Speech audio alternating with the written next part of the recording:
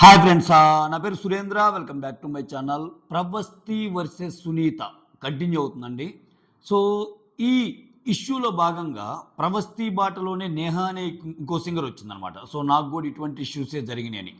At the same time singer Sunitha, Keeravani, Chandrabose వీళ్ళకి సపోర్ట్గా లిప్స్కా లాంటి వాళ్ళు, ఇంకొంతమంది సింగర్స్ వాళ్ళు ఉంటున్నారు. అంటే ఇది ఎలా తయారైందంటే, కొంతమంది ప్రవస్తికి సపోర్ట్గా వస్తే కొంతమంది వీళ్ళకి సపోర్ట్గా వస్తున్నారు. బట్ ఓవరాల్గా నేను అబ్జర్వ్ చేసింది ఏంటంటే, ప్రవస్తికి సపోర్ట్ చేసే వాళ్ళంతా జనరల్ పబ్లిక్ ఉన్నారు. మీరు గమనించండి, కామెంట్స్లో కానీ సోషల్ మీడియాలో కానీ అందరూ ప్రవస్తికే సపోర్ట్ వస్తున్నారు. వీళ్ళకి ఏంటంటే ఈరోజు చూడండి, నిన్న అది జరిగిందో లేదో వెంటనే ఈరోజు సునీత గారు ఒక వీడియో రిలీజ్ చేశారు. జ్ఞాపిక ప్రొడక్షన్స్ ప్రవీణ, ఆమె ప్రొడక్షన్ రిలేటెడ్ ఆమె ఒక వీడియో, అంటే ప్రవస్తి క్వశ్చన్ ఇది, మా ఆన్సర్ ఇది, ప్రవస్తి క్వశ్చన్ ఇది, మా ఆన్సర్ ఇది అని ఆమె. సో ఇంకెలాగూ కీరవాణి అండ్ చంద్రబోసు వాళ్ళు పై లెవెల్ కాబట్టి వాళ్ళు మరీ ప్రవస్తి వేసిన క్వశ్చన్స్కి మనం ఆన్సర్ చెప్తే మన లెవెల్ ఏంటి అన్నట్టు ఉండొచ్చు. ప్రాబబ్లీ వాళ్ళు చెప్పాలనుకున్నవి కూడా ఏమితో చెప్పించారేమో.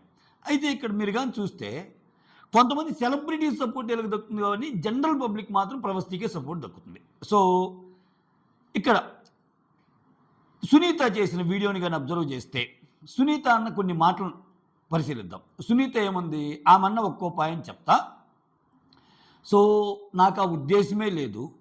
సో నేను చాలా మంచిగా చూసుకున్నాను నిన్ను, నాకేం అవసరమో అసలు బాడీ షేమింగ్ అని ఇవన్నీ చేయటానికి. సో నువ్వే దృష్టితో చూస్తున్నావో ఏమో. సో నేను నీ మంచి కోసం చెప్పాను. సో అసలు మొత్తం నేనే ఎంకరేజ్ చేశాను అన్నట్టు ఆమె చెప్తుంది. ఇప్పుడు ఆ అమ్మాయి ఎంత ఫీల్ అయ్యి ఉంటే అలా అంది. మోరోవర్ ఏంటంటే, అమ్మాయి ఆల్రెడీ సూపర్ సింగర్ అనే షోకి విన్నర్. ఆమె విన్నర్ని తీసుకొచ్చి మీరు టాప్ 12లో ఎలిమినేట్ చేయటము, అమ్మాయిని ఎలిమినేట్ చేయడానికి ప్రాపర్ రీజన్స్ చెప్పాలిగా. అసలు జడ్జిమెంట్ ఇచ్చేటప్పుడు జడ్జెస్ లేకుండా ఒక ఎలిమినేషన్ జరిగితే, సునీత తప్పితే వాళ్ళిద్దరు లేకుండా జరిగితే ఏంటి? సో ఇటువంటి పాయింట్లన్నీ ఎత్తుతా. వీటి ఇవి జెన్యున్ పాయింట్స్ ఇవన్నీ చెప్పకుండా ఎంతసేపటికి కీరవాణి లాంటి ఏమన్నా ఒక పాయింట్ చూడండి. సునీత గారు ఒక మెయిన్ పాయింట్, కీరవాణి లాంటి ఒక పెద్ద మ్యూజిక్ డైరెక్టర్, సో పెళ్ళిళ్ళలో సింగర్స్ పాడేవాళ్ళు, సింగింగ్ చేసేవాళ్ళు నేను సింగర్స్ కానీ ట్రీట్ చేయను అన్నారు. అది మనం రెస్పెక్ట్ చేయాలనో లేకపోతే అది పెద్ద ఇష్యూ ఏందన్నట్టు మాట్లాడుతుంది. ఇప్పుడు అందరూ బలిసిన వాళ్ళు ఉండరండి. సునీత గారు తెలుసుకోవాల్సింది ఏంటంటే, ముఖేష్ అంబానీ ఇంట వివాహం అయితే బాలీవుడ్ నుంచి వచ్చి సల్మాన్ ఖాన్, షారూక్ ఖాన్, అమీర్ ఖాన్ అందరు డ్యాన్స్లు వేశారు. ఆ వేణుస్వామి వాళ్ళ వైఫ్ వీణా గారు వచ్చి వీణ వాయించారు. సో పాటలు పాడేవాళ్ళు పాటలు పాడారు. ఏంటి? సో అది కూడా పెళ్ళేగా. ఇప్పుడు ఇటువంటి చిన్న చిన్న ప్రాణాలు ఇల్లు.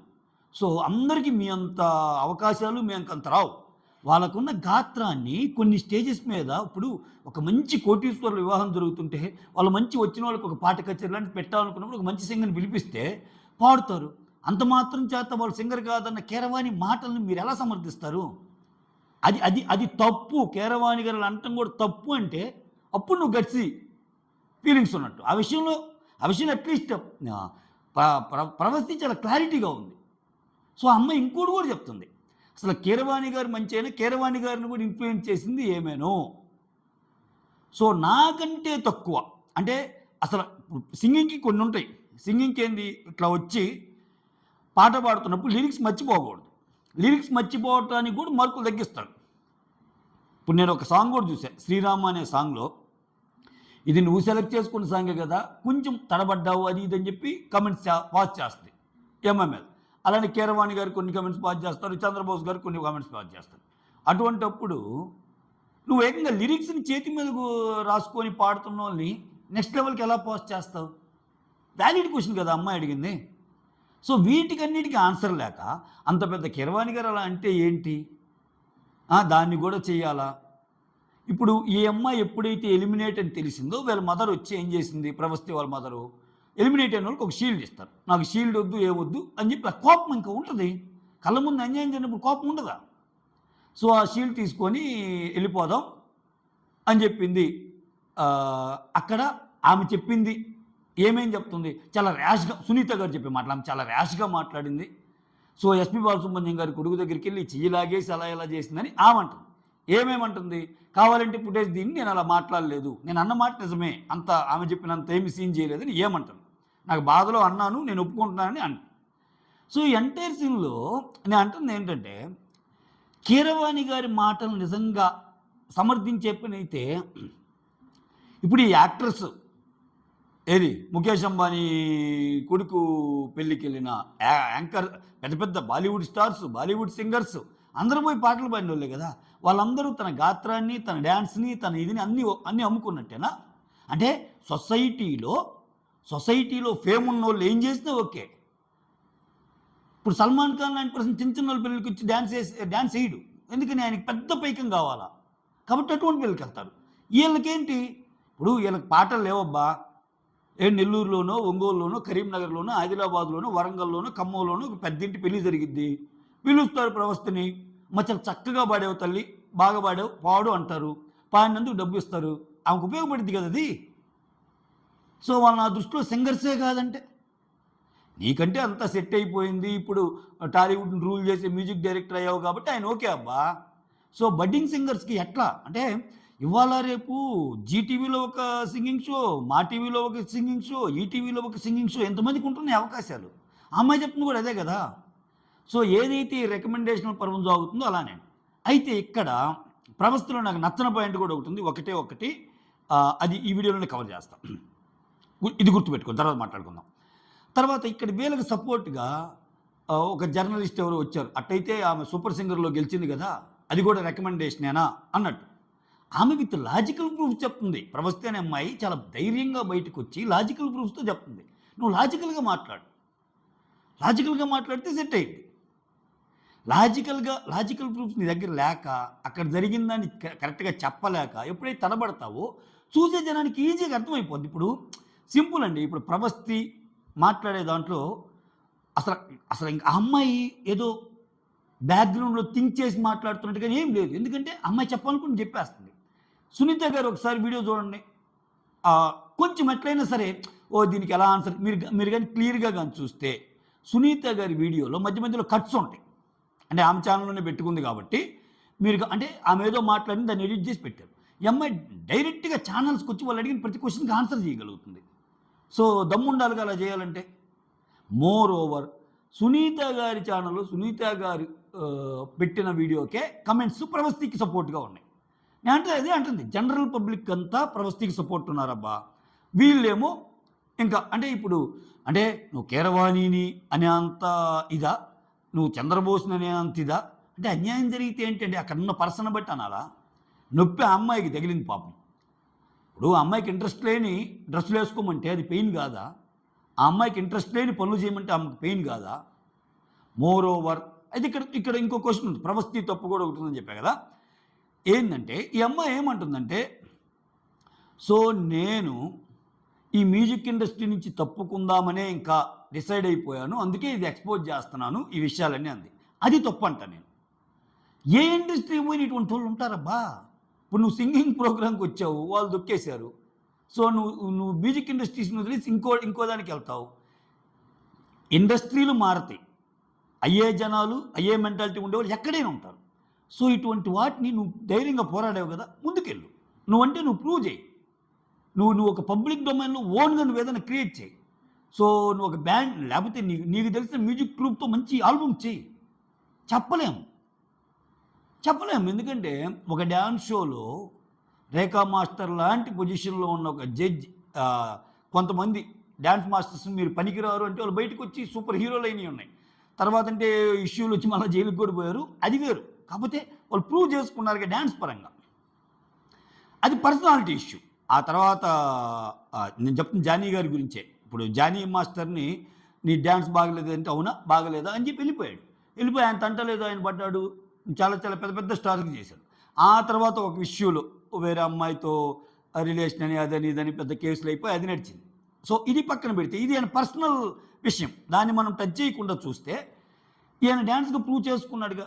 సో నువ్వు అలానే సో ఆ అమ్మాయికి ఆ మాట అంటే నాకు కొంచెం నచ్చల. అంటే నేను మ్యూజిక్ ఇండస్ట్రీని వదిలేస్తామనుకుంటున్నాను అన్నాను అంటే అది చాలామందికి బాధ కలిగిస్తుంది. ఎందుకంటే మంచి టాలెంట్ ఉన్న అమ్మాయి, నీకున్న టాలెంటే పాటలు పాడటం. సో ఇట్లా ఇద్దరు ముగ్గురు వల్ల నువ్వు ప్రాబ్లం ఫేస్ చేసావని వేరే ఇండస్ట్రీకి వెళ్తావు, వేరే వర్క్కి వెళ్తావు. మళ్ళీ ఇటువంటి వాళ్ళు ఇంకిద్దరు తోడైతే అక్కడ మానేస్తావా? అది దాటి ఇంకో దగ్గరికి వెళ్తావు, అక్కడ కూడా ఇంకో ఇద్దరు తోడైతే మానేస్తావా? లేదు కదా. లైఫ్ షుడ్ మూవ్ ఆన్ కదా, ఖచ్చితంగా లైఫ్ షుడ్ మూవ్ ఆన్ కదా. దానికి అనుగుణంగా స్టెప్స్ వేయాలి తప్పితే ఇటువంటి చిన్న చిన్న వాటికి ఇదైపోతే తర్వాత ఫ్యూచర్ ఉండదు కదా అనేది నా పాయింట్ అనమాట. సో అయితే ఇక్కడ కొంతమంది రైజ్ చేస్తున్న పాయింట్ ఏంటంటే కొంచెం లాజికల్ పాయింట్ కొంతమంది రైజ్ చేస్తుంది. ఓకే, అంటే మనం కాయిన్కి రెండో వైపు కూడా మాట్లాడుకుందాం. ఈ అమ్మాయి నిజంగా ఒకవేళ ఫినాలే అంటే అప్పుడు ఎలిమినేట్ కాకుండా ఉంటే అసలు ఈ టాపిక్ అంతా వచ్చేదా అనేది క్వశ్చన్.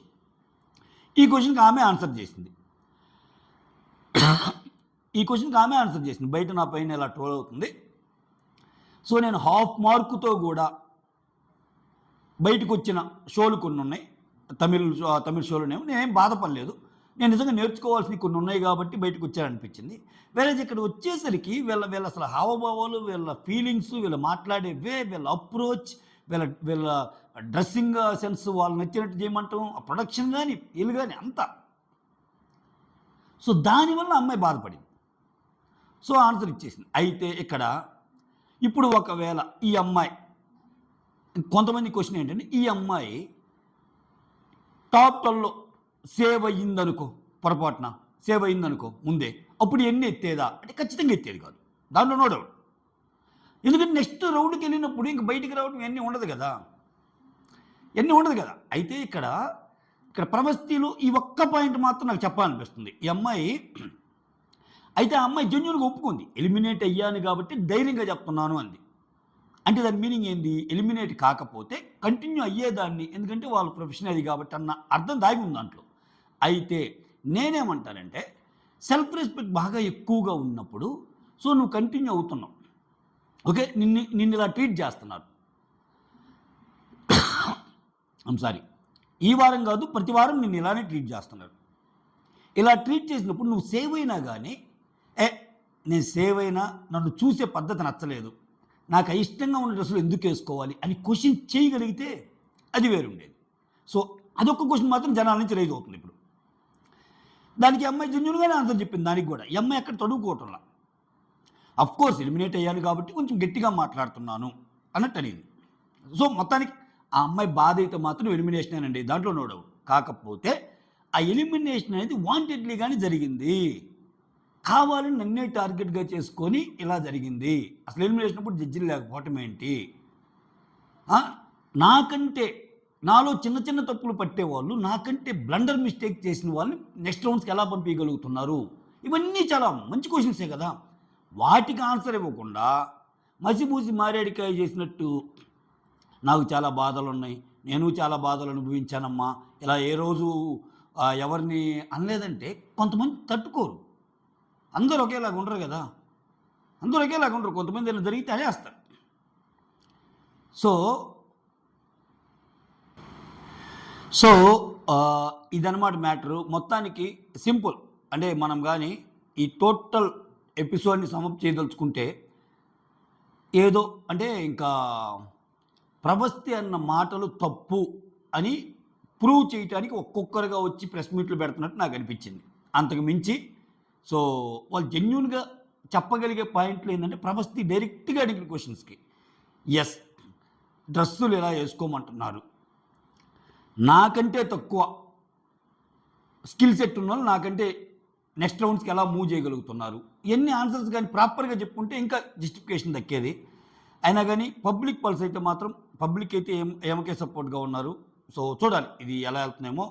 మొత్తానికి మాత్రం ఏమో చెప్పలేము, ఏమో కానీ సింగింగ్ కానీ ఇప్పుడు ఏం మంచి కంటెంట్ దొరికింది ఇప్పుడు. సో ఏమన్నా సింగర్ కేటగిరీలో బిగ్ బాస్ వాళ్ళు తీసుకున్నా కానీ ఆశ్చర్యపోవాల్సిన అవసరంలా. సో చూద్దాం ఎటు వెళ్తాం. బట్ నా పర్సనల్ ఫీలింగ్ ఏంటంటే ఏ ఇండస్ట్రీకి వెళ్ళి ఇటువంటి కామన్గా ఉంటాయి కాబట్టి ఆ అమ్మాయి ఇటువంటికి బెరవకుండా సో ఖచ్చితంగా కంటిన్యూ చేసుకోవటమే. అంటే కొంచెం కష్టమైన పని, అంటే నువ్వు దిగేటప్పుడే తెలుసు కదా వీళ్ళతోనే ఫైట్ చేస్తున్నావని, దిగావు. దానికి నువ్వెంతో ఇష్టపడి చిన్నప్పటి నుంచి ఎంతో సాధన చేసి నేర్చుకున్న గానాన్ని ఎందుకు వదులుకోవాలి?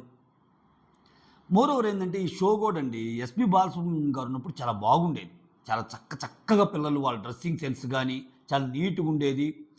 సో ఎస్పి బాలసుబ్రహ్మణ్యం గారు తన అనుభవాలు చెప్పేవాడు. అమ్మామ టైంలో అలా జరిగింది, ఇళయరాజా గారి టైంలో ఇలా జరిగింది, కేవి మహాదేవన్ టైంలో అలా జరిగింది, ప్రతి దానికి విత్ ఎగ్జాంపుల్ కోట్ చేస్తా మంచిగా చెప్పేవాడు. ఇక్కడ ఏమైందంటే ఎస్పి బాలసుబ్రహ్మణ్యం కొడుకు కాబట్టి ఆయన తీసుకున్నారు తప్పితే ఈయనేం చేస్తాడు, వస్తాడు సింగర్ని పరిచయం చేస్తున్నా అంటాడు, వస్తాడు. తర్వాత సునీత గారు మీ జడ్జిమెంట్, కీరమణి గారు మీ జడ్జిమెంట్, బోస్ గారు మీ జడ్జిమెంట్ అంటారు, ఏదో ముగిస్తారు అంతే. సో ఇది కూడా వన్ ఆఫ్ ది రీజన్ అనమాట. అంటే షో అనేది రక్తి కట్టించాలంటే కొంచెము సీనియారిటీ ఉండాలి, ఎస్పెషల్లీ సింగింగ్లో మాత్రం. సో ఇప్పుడు మనో గారు లాంటి వాళ్ళు అనుకో వేరే ఉంటుంది వాళ్ళ అప్రోచ్, శైలజ గారు లాంటి వాళ్ళు అనుకో ఎప్పుడన్నా వివాదాలు అయినాయి. సో అదనమాట, చూద్దాం ఎలా వెళ్తుందో. ఇది that's all. Thank you so much. Signing off me Surendra.